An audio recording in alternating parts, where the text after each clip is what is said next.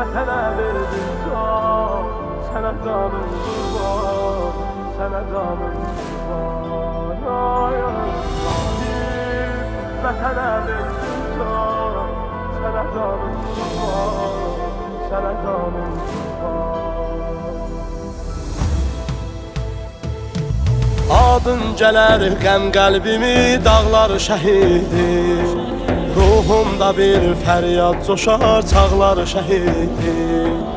İzzətli qəbrin üstünə bir düzülmüş, günlər solar matəm sənə saxlar şəhidim. Sənsizliyin söndürdü bir ocağı, çəkdik bu həsrətdən qəmi fərağı.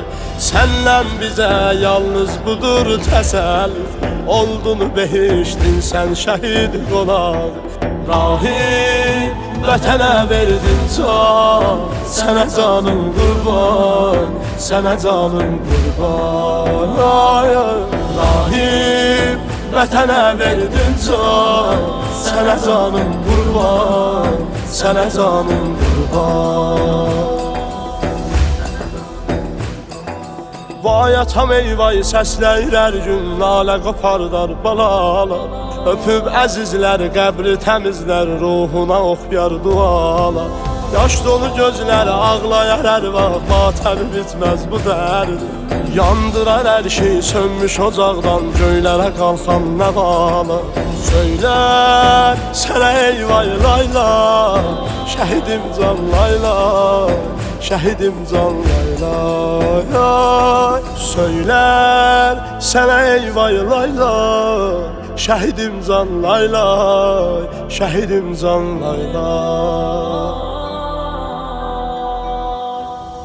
Bir ana ağlar, bir bacı ağlar, qana dönər yaş gözündə. Çətindir görmək soyuq məzarda, qardaşı qardaş gözündə. Yaşlı anam vay yaralı Rahim, balam cavab deyəndə. Qara buludlar, düşən yağışlar dolub qalar daş gözündə. Söylər sənə ey vay layla, şəhidim can layla, şəhidim can layla. Söylər sənə ey vay layla, şəhidim can layla, şəhidim can layla.